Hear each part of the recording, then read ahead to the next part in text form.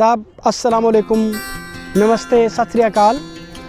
मेरी आज की वीडियो एक दफ़ा फिर राजा हरीशचंद्र के बारे में है, लेकिन आज हम बात करेंगे राजा हरीशचंद्र का जो फिल्म का प्लॉट है उसमें क्या कहानी है और इसकी जो मिथोलॉजिकल स्टोरी है उसमें और इसमें क्या फ़र्क है।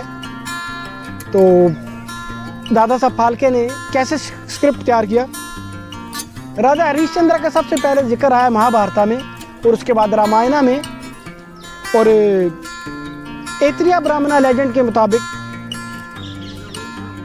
राजा हरीशचंद्र की 100 बीवियाँ थी और उसके यहाँ कोई औलाद नहीं थी, उसके यहाँ कोई बेटा ना पैदा हुआ। तो उसने बहुत सारी दुआएं की लेकिन कोई दुआ कबूल ना हुई। और उसको एक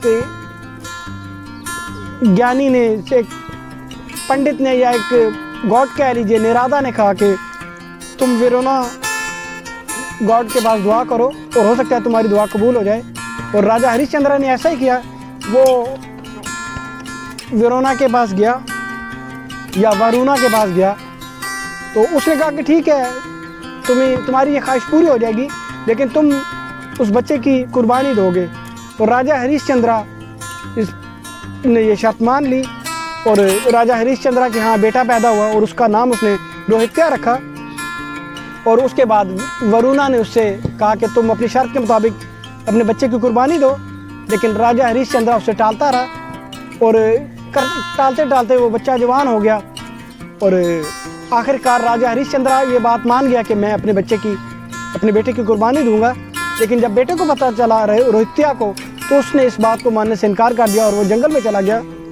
और जंगल में उसने एक शख्स को तैयार किया जो उसकी जगह कुर्बानी देगा, सुनाशिपा।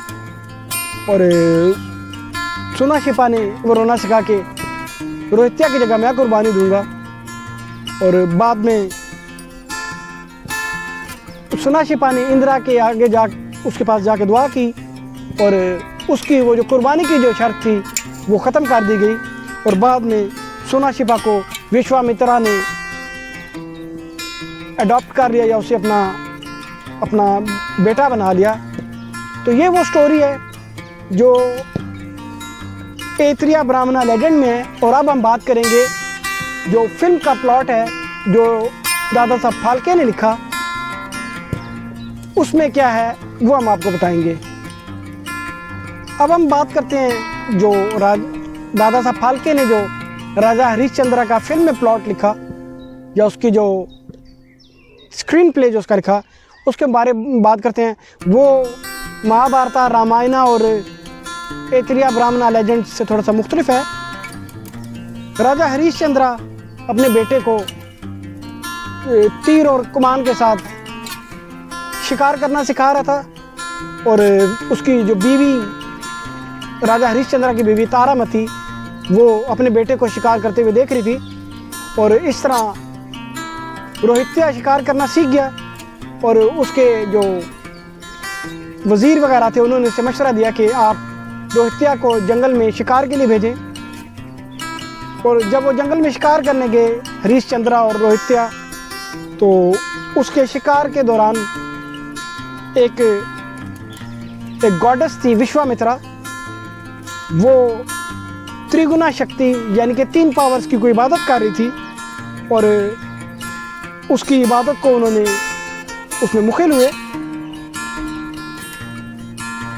राजा हरीशचंद्र ने विश्वामित्रा की इबादत में खलल पैदा किया और उसकी योजना या त्रिगुणा शक्ति या 3 ताकतों की जो वो इबादत कर रही थी उसमें मुखिल हुआ। तो उसने बदले में उससे कहा कि मैं तुम्हें अपना किंगडम देता हूँ। और उसके बाद वो जो किंगडम था वो विश्वामित्रा के पास आ गया और तारामती को उसने विश्वामित्रा के पास भेज दिया। और राजा हरीशचंद्र, रोहित्या और तारामती ये तीनों एग्जाइल पे चले गए या ये जलावतन हो गए। और इस दौरान दक्षिणा के तौर पे रोहित्या जो है वो उसकी जान चली गई, या ये कह लीजिए कि विश्वामित्रा के कर्ज की वजह से रोहित्या जो है वो फौत हो गया। और हरिश्चंद्र ने तारामती को भेजा अपने किंगडम में, जिसका वो राजा था, कि तुम अपने बेटे का क्रियाकर्म करो या उसकी आखिरी रसूमात अदा करो। जब तारामती अपने बेटे को लेके जा रही थी तो उसकी मुलाकात विश्वामित्रा से हुई और विश्वामित्रा से उसको ट्रैप किया गया, या वो किसी वजह से उससे प्रिंस काशी या किसी शहजादे काशी का कत्ल हो गया। सॉरी, मैंने ये बताया कि विश्वामित्रा से कत्ल हो गया। वो जब अपने बेटे की आखिरी रसूमात अदा करने के लिए उसे लेके जा रही थी तो उससे किसी प्रिंस तारामती से, यानी राजा हरिश्चंद्र की बीवी से, उस प्रिंस काशी का कत्ल हो गया। उसे दूसरे लफ्ज़ों में ट्रैप किया गया और विश्वामित्रा ने कहा कि राजा हरिश्चंद्र अपनी बीवी का सर काट दे या उसको जान से मार दे, या दूसरे लफ्ज़ों में उसका सर तन से जुदा कर दे।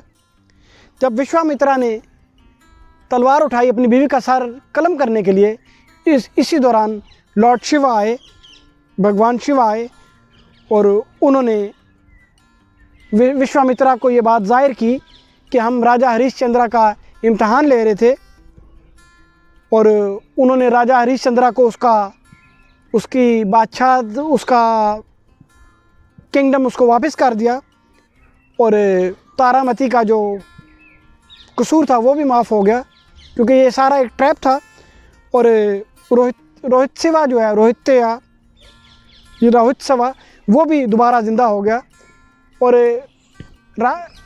दादा साहब फाल्के ने एक इंडियन मिथोलॉजी को बड़ी खूबसूरती से अपने अंदाज में स्क्रीन प्ले उसका तैयार किया, और इसमें कुछ करैक्टर वही हैं जो ऐतरेय ब्राह्मण लेजेंड में है, लेकिन उन्होंने एक बाकायदा एक फिल्म मेकर की तरह एक स्टार्ट लिया, एक उसका मिडल था और उसका एंड था, और एंडिंग बहुत खूबसूरत थी, इसलिए ये फिल्म बहुत कामयाब हुई।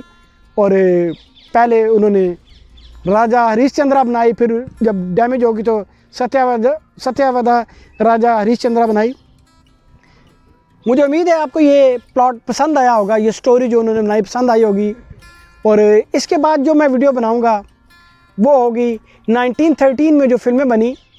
तो मैं आपको बताता चलूँ कि 1913 में सिर्फ 2 फिल्में बनी, एक तो राजा हरिश्चंद्र थी और दूसरी बहामुसारा थी। ये दोनों फिल्में दादा साहब फाल्के ने बनाई, और हमारी नेक्स्ट एपिसोड इन 2 फिल्मों के बारे में होगी। और मेरी कोशिश होगी मैं ज़्यादा बात जो दूसरी फिल्म है जो उन्होंने नवंबर में शुरू की 1913 में, उसके बारे में बात करूं। मेरी वीडियो को लाइक कीजिए, मेरे चैनल को सब्सक्राइब कीजिए और अपने कमेंट ज़रूर लिखें। और अगर कोई मैं चीज़ें जो जब एक्सप्लेन करता हूँ उसमें कोई गलती हो तो प्लीज़ मुझे बताएं। और इसके साथ ही मैं इजाज़त चाहूँगा। अल्लाह हाफिज़।